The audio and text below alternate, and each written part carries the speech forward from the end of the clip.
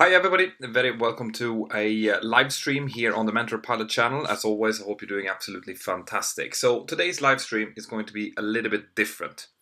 Basically, the reason I'm doing this live stream is because I haven't had the time to do a proper video and edit it because of the recent release of the preliminary report on the fatal Boeing 737 MAX crash that happened in Indonesia a couple of weeks back. Okay, you have probably all seen the initial video that I did, where we only had kind of bits and pieces of information that had come out from the investigation. But now the preliminary report is out, and there are a couple of things that stands out in that report. And that's what I want to talk about now. So if you guys have the Mentour Aviation app, well, in that case, you would have gotten the push notification with the link to Aviation Herald. Aviation Herald has released the report in its current form, so I highly recommend you to check out that after this video. Here in the description of the video you'll find links to the Av Herald site. Av Herald is a great tool when things like this happen, in order to figure out what is right and what is not right, because you can't always trust the media. So what the report has been saying so far is that what people were saying was true. The aircraft that crashed into the Java Sea had previous problems with the angle of attack vane. Okay, so it actually had more than that. It had problems with the airspeed and altitude indicating system from the last 3 previous flights. But on the flight previous to the accident flight, the captain had reported problems with both the angle of attack indication, the airspeed indication, and the altitude indication. Okay, one of the most significant findings from the report is that basically the investigator said that aircraft wasn't airworthy. It shouldn't have been continued the previous flight at all. Okay, and that was because the combined faults that was experienced by the crew was severe enough for them to have to return to the place of origin and not continue the flight. So that is one of the biggest findings in this preliminary report. And what I mean by that is that the captain on the previous flight took off, got stick shaker during the rotation, very quickly find out by cross-checking the different instruments that it was the left-hand side, the captain's side indications that was faulty. He then transferred controls to his second in command, his first officer. The first officer flew the aircraft. They took the flaps up, and almost immediately after the flaps was retracted, well, then the MCAS system that I talked about in my previous video on this subject started trimming the aircraft nose forward. The first officer counteracted those movements and told the captain that he was having problems controlling it, and at that point the captain actually took the cutout switches to cut out. Okay, the trim cutout switches to cut out, and that stopped the movement. But at that point the captain had already, well, the crew, but the captain being the pilot monitoring in this case, had already issued the memory items for unreliable airspeed, for altitude disagree, and then now for a runway stabilizer. So there were 3 different checklists being issued. Now, none of those checklists had return to or land at the closest available airport in the text. Okay, that's a text that Boeing puts in when they think that there is a failure in there that is significant enough for the aircraft to immediately have to land. Okay, none of the checklists had that, but Boeing makes it very clear when they make these kind of checklists that they can't make checklists for every single conceivable fault that is out there. So you have to, as flight crew, use your common sense and your airmanship to decide what to do. And when you are faced with 3 different checklists like that, out of which at least 2 of them require memory items, well, then the investigators say you should at least consider going back. Okay, the flight crew in this case, they didn't. The first officer flew the whole flight over to Jakarta with manual trim and without autopilot. and they landed in Jakarta, and then they reported the problem, just like they should. So from a handling perspective, it was well handled. The captain did all of the right checklists and everything. But the investigators are saying, well, LionAir, you should probably put a little bit of more emphasis on telling the crew that they should, go back and land under certain circumstances. So that is a finding that is directed straight towards LionAir. Okay, that is I think they said in the report that it is a safety culture issue. Okay, so that's one thing. That's one thing that stood out in this report. The second thing was, of course, that now the crew had reported it. They put into the manual that they had all of these faults, and the engineer seems to have followed the AFM, which is the air flight manual, and the maintenance manual on how to deal with this. The angle of attack vane had been replaced on the left-hand side before that flight. Okay, so before the flight, before the accident flight, the angle of attack vane was replaced. Obviously, the fault still persisted, and when the aircraft was then put into the hands of maintenance personnel again, they did various things. They flushed the air data module, the ADM. They cleaned some connectors as well to get rid of one of the indications, and they tested the system, and the system was tested okay. Right? So very hard to say here whether or not it seems like that maintenance guys have done exactly what they were supposed to, following the manuals and everything, but the problem obviously still continued. So whether this is a problem with the alpha vane that was replaced, or if it's a deeper problem inside of the air data module on this aircraft, very hard to say. But the problem still remained, because what they have been able to lift from the what's it called, the black box is, they've got quite a lot of information from that. We're still waiting for the cockpit voice recorder to be found. It still hasn't been found, but what they could see was that from the takeoff, the captain had stick shaker again, so exactly the same as on the previous flight. The angle of attack indication on the captain's side was 20 degrees higher than on the first officer's side. And actually, I'll show you here. See here, this is a transcript. This is actually taken from the black box. So what you can see right here is the black box messages. And what I'll help you to try to decipher what it is that you're seeing. So at the top there, you can see that the trim. Let's see if I can tell this for you. So the top should be the blue indication here. Just make sure that you can actually see this as well. Yes, there we go. All right. So once again, the top blue that looks like little ridges there, that's the trim input from the flying pilot. So as you can see, he is trimming nose up all the time. And on the bottom here, which is in lila, which is let's see, magenta color there at the bottom, that's the aircraft, that's the autopilot trimming against. And the blue line that's in the middle, that's the actual trim position. So as you can see, the trim position was kind of trimmed down by the autopilot, and up by the pilot, and down by the autopilot, and up by the pilot several times, as in we can see a good 30 times here. So, but then towards the end of that blue line, you can see that the autopilot keeps trimming the aircraft down. The pilot is not trimming up almost anything anymore, probably because of fatigue and because he's losing the battle with the aircraft at this point. So at the end there, you have almost full trim down, And just to give you an idea, if you have full trim down on this aircraft, the elevator, the force needed to keep the elevator and to keep the aircraft level is almost impossible. Now, a pilot would not be able to withstand full nose down stabilizer trim. So basically, there was a fight going on between the pilot flying, who was trimming opposite to the autopilot, and the MCAS system, probably the MCAS system, trimming forward all the time. The thing that would have stopped this was something they actually tried. They had flaps out.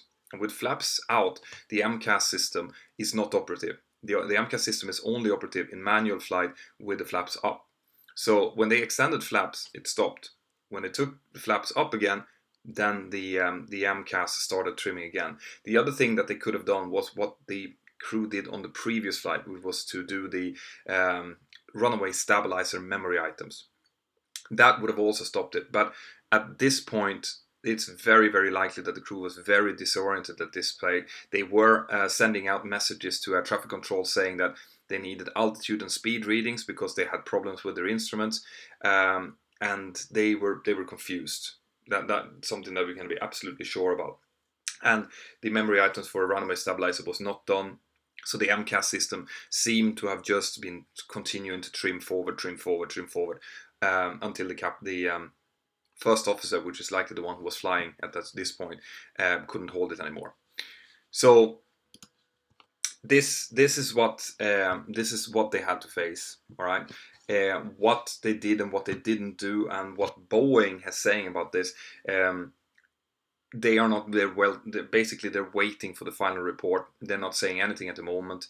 Av Herald, once again, Aviation Herald, if you check out the link down here, they have sent in a number of questions to the Federal Aviation Authority in the US that issues the Airworthiness Certificate to the 737 MAX. But Boeing has responded, or FAA has responded, saying that no, we are not going to say anything about this until we know exactly what has happened, which is normal protocol. That's what they should be doing. Okay, what they have done is what I mentioned in my previous video. They have issued an Airworthiness Directive that goes out to all of us that is operating the 737, both the NG family and the MAX family, saying that this MCAS system is available on the MAX. It is doing this. If it doesn't work properly, then you should be doing the memory items for runaway stabilizer, and that will solve the problem. Okay, so there's steps being taken by both the FAA and by Boeing, who sent out a bulletin about this, by the way. Whether or not it seems like Boeing didn't really inform the operators about this MCAS system, that it was an add-on that wasn't, at least not put any real emphasis on the difference training. So people have pointed out in the channel before that, you know, there have been other accidents similar to this one with other system. And for example, there was a famous crash in Gottröra outside of Stockholm where an MD-82 crashed just after takeoff because of ice being ingested into the engines. And in that case, there was also a new feature on the MD-82 that increased the thrust without the pilot's input on the remaining engine when the remaining engine felt that there was a loss of thrust on the other engine. That system the crew didn't know about, and that system actually overboosted that remaining engine that was slightly damaged as well, and then made that flame out. Another accident has happened as well was the Keg Werth Disaster, where a crew newly converted from the 737 Jurassic, as in I think it was a 200, to 737-400, a classic model where there was some improvements and changes to the systems that confused the flight crew and made them misjudge and misidentify an engine failure. So these kind of things where pilots go from one variant of a type to a different variant of the same type, where there are small changes, can be crucial, right? It shows how important it is to both for the operators, for the manufacturers, Boeing in this case, to send out proper information about all the different changes that they do to a new variant of the same type, but also for the operators to really push for the pilots to understand these differences, because the aircraft will look and feel exactly the same, you know. I would be able to do a conversion course very quickly from a 737 NG that I'm flying onto a MAX, but things like this is stuff that you need to know, because if you know them, you can react to them. It gives us situational awareness. We understand what is going on. But if not, if we don't know what's happening, if something is starting to move and we don't know that system exists, it's just going to add to the confusion. This is something I mentioned as well in my previous video. So those are the major changes or the major findings so far from the interim report. Still not 100% sure exactly what happened. It would be really interesting to find the cockpit voice recorder, which is what they're looking for at the moment, because we want to know how they were talking, how they were discussing in the cockpit, why they did certain things and not other things. But given this and the history, the now confirmed technical history of the aircraft, it starts to seem like that angle of attack vane that's faulty on the left side and the air data module that takes care of the inputs from that might be at least partially to blame for this. So that's what I had, guys. I know I've been rambling on for a while now. I tend to do that. Do you have any questions at this point? Fire them in and I'll try to answer them from whatever little knowledge I have. But remember, once again, this is an interim report. We don't have the final report, and I don't have more answers than what you can find in the same report. So I can only give you answers to, how I as a pilot look upon this. Isak Svensson, ja, jag är svensk. Is it concerning that Max aren't grounded? No. And this is also, it's a great point actually. There's a huge difference between an aircraft having a system involved that the crew is not aware of and an aircraft being dangerous. Okay, the 737 MAX is a fantastic aircraft, and in all of the MAXes that are out there, they are perfectly safe to fly unless there's something we don't know about. But from what we know so far, they are just a continuation of an extremely successful, very safe family of aircraft. All right. The fact that there was a system involved here that people weren't really aware of, that was affected during a very specific set of failure circumstances, doesn't make the type any more unsafe. It just means that a glitch has been found. Okay, that glitch would have been in a perfect world. The crew would have done the runaway stabilizer memory items when they felt that the trim was doing stuff it shouldn't do. This is something we are all trained to do. All flight crews flying the 737 knows that if the trim is moving without you asking it and you're getting heavier and heavier, well, then we do the runaway stabilizer memory item. That's what the crew did on the previous flight. Okay, so the type in itself is not unsafe, but it's of course very less than good, I would say, that a system upgrade like this that can actually cause what would be perceived as a runaway stabilizer is not being communicated. So no, from what we can see, there's no reason to ground the MAX fleet, not at all. It's just that this has to be dealt with. More questions. If there was a 20-degree, if there was a 20-degree conflict in the angle of attack measurement as indicated on the data error, why was the MCAS allowed to take actions to change the trim? Yeah, this is a question that Boeing and the FAA is going to have to ask eventually. Normally, the way that systems are designed is that if you have two counteracting, as in two conflicting indications, then the system shouldn't do anything. Okay, it shouldn't do it. It's the same with the autopilots. If the autopilots are sensing that one autopilot wants to do one thing and the other autopilot wants to do another thing during a autoland, for example, then what it does, at least on the 737NG that I'm flying, is that it disconnects. It's a failed passive system. Okay, so it just says, well, I don't know, and it disconnects. And it would make sense for a system like the MCAS to verify that the angle of attack vanes are both showing that it's a high angle of attack before it starts trimming. But this is something that Boeing probably is well aware of, and this probably had a very good logic for not having that in as well. But there are definitely questions that if this was what happened, they're going to have to answer. No question about that. So, more question here. Would your airline have any? Let's see. This. Oh, this Does the NG have an equivalent angle of attack sensor input to the autopilot? Yes, it does, but we don't have the MCAS system. So the 737 NG doesn't have this trim system. We have a different trim system, the speed trim system, that works in a similar way, but we don't have this stall feature, the one that is trimming forward for 10 seconds in order to help the pilots get out of a stall. So that's something that came with the MAX, and that came because they have bigger, more powerful engines, and they're actually a little bit more forward and a little bit more up than the engines on the NG. So there's slightly different stall characteristics, and that's probably why it was added. Glenn Watson, would your airline have any different procedures to LionAir if this sort of incident happened on previous flights? No. Well, I mean, it's very hard to say, because it's when we're talking about safety culture, which is one of the things that they talked about on the in the report.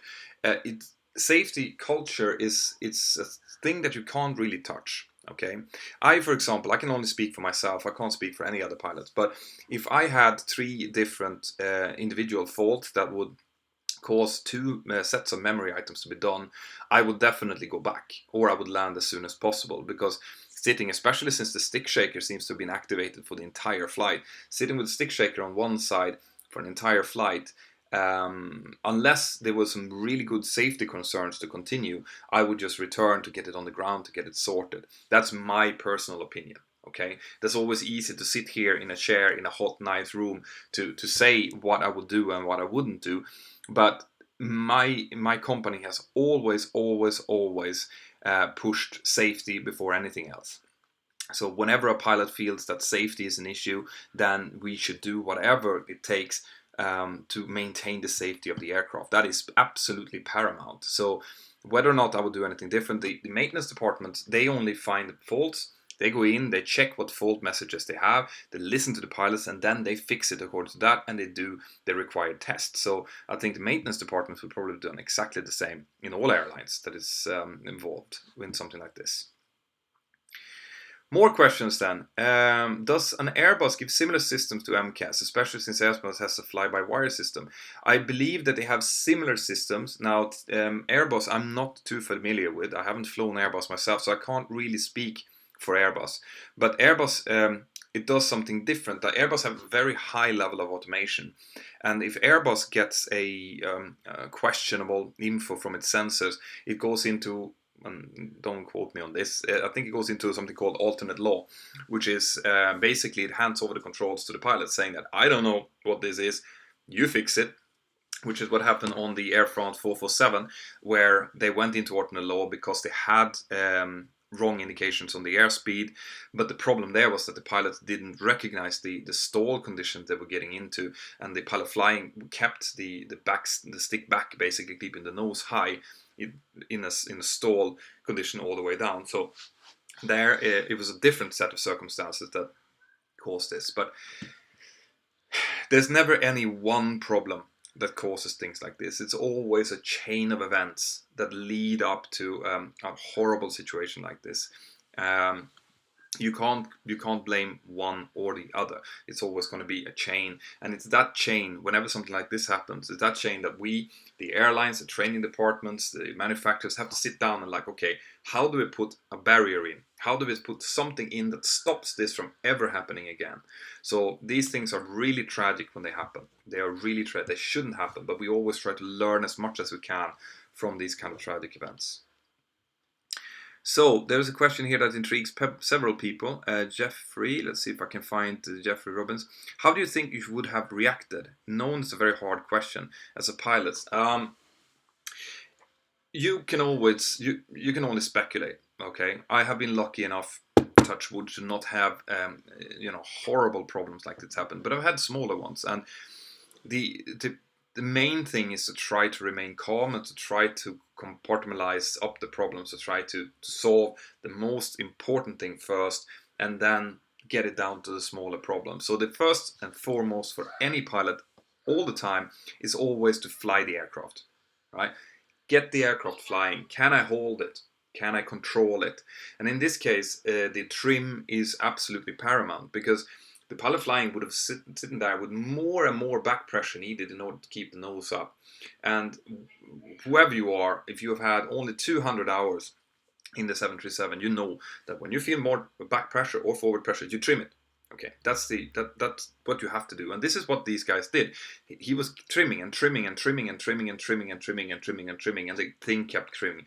I would have liked to thought that if that was the case, if that was communicated between the flight crew, as in the one who's flying saying to the other one, "I keep trimming, but the thing keeps trimming against me," that should trigger the idea of the runway stabilizer memory items to be done. But then again, if you are under enormous pressure and you don't understand what's happening, remember that it's going to be really noisy in the aircraft with the stick shaker going, all these alarms going off, the IS disagree, the stab trim disagree, I think they had as well.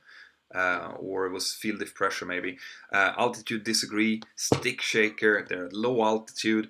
He probably handed over the controls to the pilot monitoring, it would be the first officer in this case. It's possible that the first officer wasn't actually telling the captain that, "Oh, I'm having problems holding this." And if that was the case, then it might have been just at the very end where he actually had to, relinquish control, that the captain realized that, "Oh, what? You don't have it under control." So it's very, very hard to say.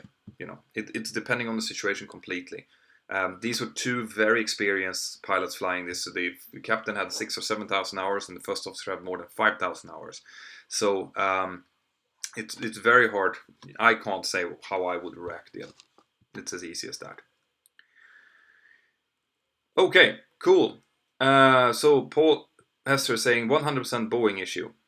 Yes, but they all have their own issues. I mean, the interface between man and machine is really complicated. You can either have too much automation, which makes the pilots complacent, or you can have too little, which increases the workload, and anything can lead to mistakes. So, yes, in this case, Boeing was involved. We'll see to what extent.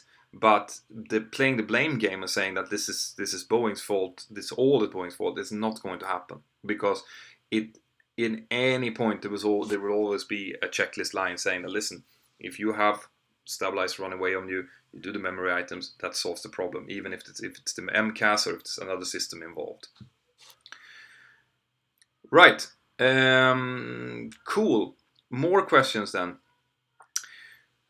Speaking for Airbus, as a 320 type rating trainee, alternate law takes away some protections, but not everything. Next comes direct law, where there are no protections, and finally mechanic backup. Oh, cool. So, all right. So, alternate law actually does have some protections then, while full law is the full kind of Boeing mode, I guess. Right. Mentor pilot, have Boeing said if it's a problem with a certain batch of 737 MAX? No.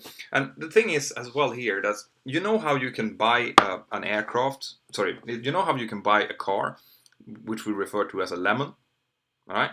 If you know what lemon is, it's probably an American expression, but it's a car that just has a lot of problems, okay? Built on a Monday is a different thing that people say.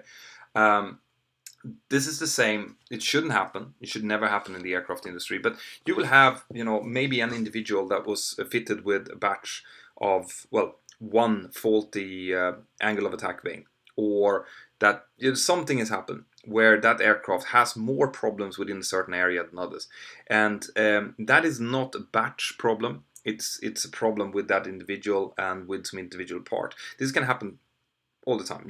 All airlines out there, we can have failures on different parts, some small parts that shouldn't fail, but they do fail, and we replace them. This is common. It happens all the time. So small failures, bulbs that goes here and there, a valve that is not working, so we have to replace it. This is not something that is uncommon. All right. So just because this angle of attack vane or air data module was faulty, it doesn't say anything about the aircraft that was constructed at the same time, for example. Right, more questions.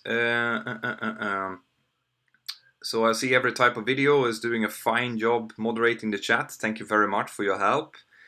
What is the difference between no protection law and mechanical backup? I can't answer that because I'm not an Airbus guy. Whenever I go and take an Airbus rating, I will be able to answer that as well. Why didn't they do a flight check after the repairs? The flight check is very rare. It's basically only when there's been maintenance, like proper maintenance of the flight controls. and it's gone through a major overhaul, like a D-check. Those and a couple of other times is when it would be required to take it out for a flight check. Otherwise, if it's just an angle of attack sensor that's not working, then it will just be replaced. They will do a test that it's giving the correct indications, and they will go with that. So that's perfectly normal. Right, so we have some super chats here as well, guys. You can shoot off some super chats. I'm going to have to go very soon because I'm working early tomorrow. So I'm going to have to go to bed. But let's see. Hi, Mentor. Can pilots disregard the MEL if they had no access to engineers until they got back to their base? No. No. Right.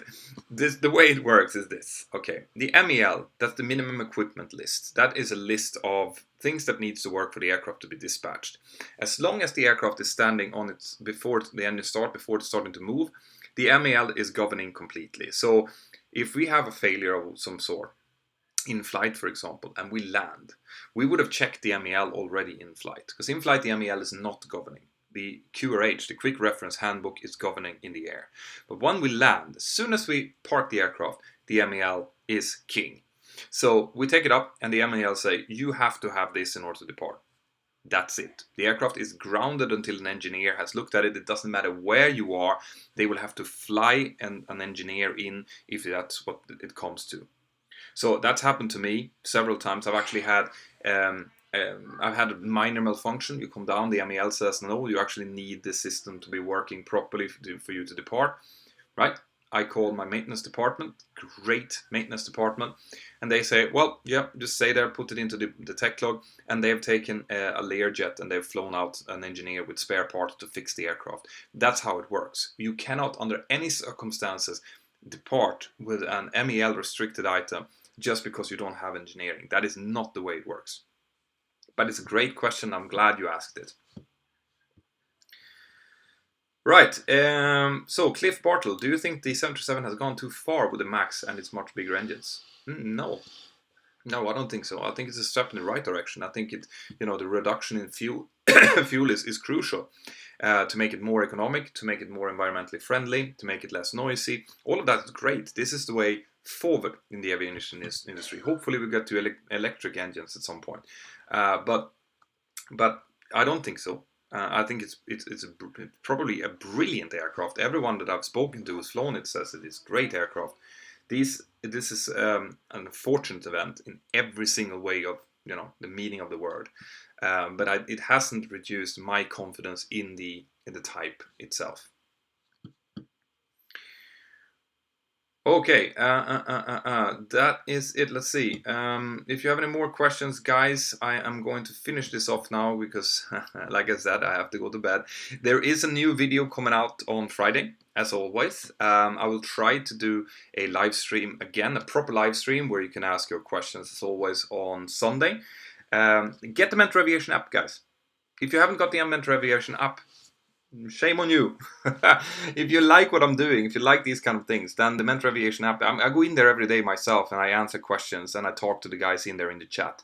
And also, if you guys want to see how we deal with things like this. Now, I haven't done a video on the MCAS because I don't have access to a MAX sim. But I have done videos on, for example, TCAS maneuvers, on engine failures after takeoff, on rejected takeoff, emergency evacuation. All of that is available as collections inside of the app, and I really hope that you guys have checked that out, because I'm really proud of it. I'm proud of all the people that are inside of the app. And right now, I've actually extended the Black Friday sale, so all of the collections are less than half price. It's almost nothing, and all of that is going towards making the app better, making it more user-friendly for you guys. So use the links down here in the description if you want to get the app. It's free to download. You can participate in the chat. You can get have these discussions ongoing. We do that all the time in there. I send out push notifications when there's something major happening inside of the industry. Like I said, completely free. But if you want one of those collections, it's going to cost you a little bit, but it's going to support the work that my company and I do for this. So that's it, guys. I hope I've answered some of the questions you might have. Now, if you haven't read the interim report, once again, go to Aviation Herald, check it out. It's a brilliant website that I fully support. And yeah, have a fantastic day out there, and I'll see you next time. Bye-bye.